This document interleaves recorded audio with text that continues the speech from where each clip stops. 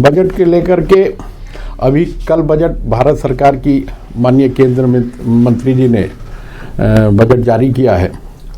हम लोग बड़ी संख्या में हम अपने नेता असम प्रदेश के प्रभारी माननीय हरीश द्विवेदी जी के साथ हम लोगों ने बस्ती ब्लॉक के सभागार में बड़ी भारी संख्या में हम लोगों ने बजट को सुना।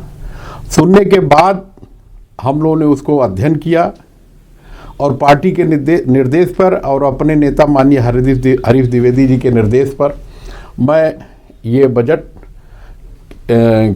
जो समझ पाया हूँ उस हेतु आपके समक्ष प्रस्तुत कर रहा हूँ।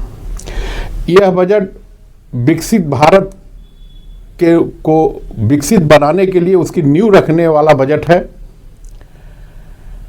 ये बजट ऐसा नहीं किसी राजनीतिक लाभ को लेने हेतु ये बजट पास किया गया है। यह बजट निश्चित रूप से आम जनमानस के भरोसे का बजट है। जैसा कि आप जानते हैं कि पूरे विश्व में इस समय राजनीतिक रूप से उथल पुथल चल रहा है, तमाम मंदी का दौर है।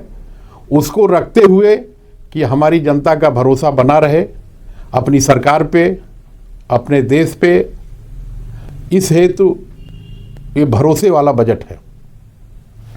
इस बजट में आपने देखा कि बड़े हर क्षेत्र में समाज के हर वर्ग के हर तबके में ये बजट दिया गया है। गरीबों के लिए आपने देखा कि आवास योजना जो पहले से चल रही थी, बड़े पैमाने पर आवास की व्यवस्था की गई है, बिजली की व्यवस्था की गई, उनके घर घर में पानी की व्यवस्था की गई है, शौचालय की व्यवस्था की गई है और राशन की व्यवस्था भी पूर्व की तरह आगे जारी रहेगा, उसका भी इस बजट में प्राविधान है। किसानों के लिए आप देखे हैं कि किसान की आय कैसे दोगुनी तीन गुनी उससे भी ज़्यादा हो। किसानों के लिए चाहे वो प्राकृतिक खेती की दिशा में हो, चाहे उनकी सिंचाई के लिए हो, चाहे उनके बीज के लिए हो, किसानों के उपज के भंडारण के लिए हो, चाहे आधुनिक तकनीकी से किसान कैसे खेती करे, अपना उत्पादन बढ़ाए और आय बढ़ाए, इसकी भी चिंता की गई है इस बजट में। आप रोजगार की दिशा में आपने देखा कि बहुत बड़े पैमाने पे रोजगार हेतु तमाम हर क्षेत्र में इंफ्रास्ट्रक्चर डेवलप करने का काम किया गया है। रोड इंफ्रास्ट्रक्चर में, रेल इंफ्रास्ट्रक्चर में बहुत बड़ा बजट 10,000 करोड़ की व्यवस्था की गई है। इसमें आपने देखा कि हाई स्पीड रेल के लिए पूरे देश में 7 कॉरिडोर बनाया जा रहा है, जिसमें हमारे उत्तर प्रदेश को भी बनारस से लेके बंगाल तक जोड़ने का हाई स्पीड रेल चलाने का काम होगा। रोड आपने देखा कि चारों तरफ, चाहे वो NHI की सड़कें हों, चाहे NH की सड़कें हों, हर तरफ रोड इंफ्रास्ट्रक्चर पे भी, रेल इंफ्रास्ट्रक्चर पे भी बहुत बड़े पैमाने पे काम हो रहा है। जहाँ तक छात्रों की बात है, इनको यहाँ की शिक्षा में हर तरह की व्यवस्था की गई है। एम्स की स्थापना की गई है। हमारे और इंजीनियरिंग और मेडिकल कॉलेज को हाईटेक करने के लिए बजट की व्यवस्था की गई है। विदेश अगर पढ़ाई करने जाता है बच्चा, उसमें भी रियायत किया गया है।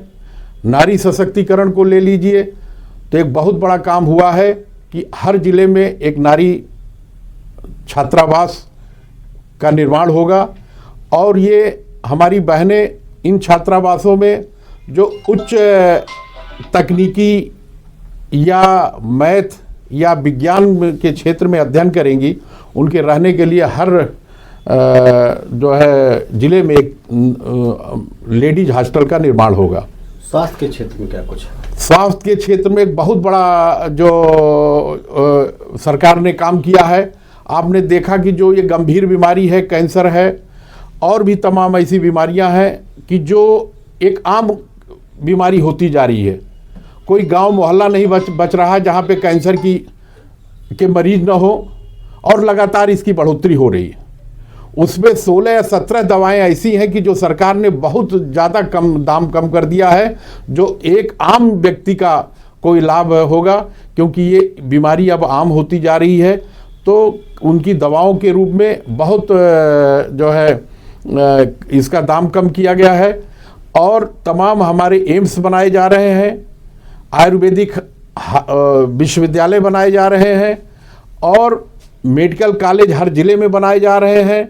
इस तरह से स्वास्थ्य की दिशा में भी बहुत ज़बरदस्त काम हुआ है और हो रहा है। अभी आप देखे होंगे कि हाँ, नारी सशक्तिकरण की बात हो रही थी, वहाँ पे एक चीज़ और सरकार ने अभी लखपति दीदी का तो सरकार योजना स्वयं सहायता समूह के द्वारा सरकार कर ही रही थी। अभी एक और सेल्फ हेल्प एंटरप्रेन्योरशिप, स्वयं सहायता उद्यमी बनने के लिए अब महिलाओं को आगे लाया जा रहा है कि महिलाएं जिस तरह से एक ऑटो रिक्शा ड्राइवर से लेकर के बस और ट्रक ड्राइवर से और रेलवे की ट्रेन चलाने से लेकर के और लड़ाकू विमान तक चला रही हैं, आज उसी दिशा में उद्योग लगाने के लिए भी हमारी महिलाएं, हमारी बहनें आगे आवें। उस दिशा में एसएचजी का स्थापना हुआ है कि जो एक बड़े पैमाने पर जिस तरह से पुरुष उद्यमी हुआ करते हैं, उस तरफ महिला उद्यमी भी होंगी, जो एसएमई ऐसे तमाम जो स्कीम है उससे आच्छादित होंगी, और एक इंडस्ट्री उद्योग लगाने के लिए उनको सरकार की तरफ से सहायता होगा। जो इस बजट में 20,000 करोड़ की व्यवस्था की गई है, उसमें ये नारी सशक्तिकरण को और मजबूती मिलेगी। इस तरह से कोई ऐसा व्यक्ति नहीं, मध्यम क्लास को आप ले लीजिए, जो मध्य वर्गीय इंसान, जो अक्सर कहा जाता है कि या तो ऊपर वालों को लाभ मिलता है बजट में या सरकारी योजनाओं में, या तो गरीब भाइयों को लाभ मिलता है, मध्यम और अति लघु मध्यम लोगों को लाभ नहीं मिलता है। उनके लिए आयकर में एक बहुत बड़ी सुविधा दी गई है कि आयकर में आप अपील करके अपने ईमानदारी से आय का कर दीजिए। इसमें जो पहले इस पे FIR होने का काम था, मुकदमा लिखने की बात थी, उसको हटा दिया गया है। अगर आप ईमानदारी से आय का कर देते हैं तो किसी प्रकार का कोई उस पर आपत्ति नहीं होगी, और न किसी भूल चूक अगर होता है तो उस पर आप अपना सुधार कर लीजिए और पुनः आयकर दे दीजिए, किसी भी प्रकार का मुकदमा नहीं लिखा जाएगा। एक बहुत बड़ा रिलैक्स ये भी हुआ है कि जो और आयकर की प्रणाली को भी सरल हुआ है। तो इस तरह से मध्यम आय वर्ग के लिए अभी आपने देखा होगा कि बहुत बड़ा GST, बहुत बड़े पैमाने पे GST कर का लाभ दिया गया। GST से तमाम मध्यम वर्गीय लोग जो गाड़ी वगैरह लेने के लिए थोड़ी सी प्रॉब्लम होती थी, 10 लाख की गाड़ी पे भी लगभग 1 लाख रुपए, 1.25 लाख रुपए तक का GST का लाभ हुआ था। मात्र जो 4-5 स्लैब में GST था, वो 2 स्लैब में ला करके 5% और 18% के बीच में कर दिया गया। जो गाड़ियों पे 28% GST थी, वो 18% पे हो गया, 10% का सीधा लाभ हुआ। जिसका आपने देखा होगा कि अभी कल ही GST रिपोर्ट आई है, इतने बड़े पैमाने पे आम लोगों को GST का सरकार ने लाभ दिया। उसका नतीजा ये हुआ कि हमारी क्रय क्षमता बढ़ी है, और जो हमने 6% GST का आगे ग्रोथ किया है, और ले दे करके जो हम बढ़े हुए GST पे, जो 28% GST पे जितना सरकार को मिलता था कर, उतना आज उससे 6% ज़्यादा कर मिला है। ये हमारी रणनीति और हमारे बजट का लाभ है। इस तरह से हर क्षेत्र में सरकार आम पब्लिक से लेकर के गरीब से लेकर अमीर तक, विद्यार्थी से लेकर के अधिकारी तक, किसान से लेकर मजदूर तक, हर वर्ग, महिला से लेकर पुरुष तक, हर वर्ग का इस बजट में उनके हित की बात हुई है। और सबसे बड़ी बात, विकसित भारत के लक्ष्य को लेकर के इस बजट को पेश किया गया है, जो हमें समृद्ध बनाएगा, हमें विश्व गुरु की तरफ आगे ले जाएगा। उस दृष्टि से देखते हुए इस बजट का निर्माण हुआ है। बस आप लोगों के माध्यम से हमें यही कहना है।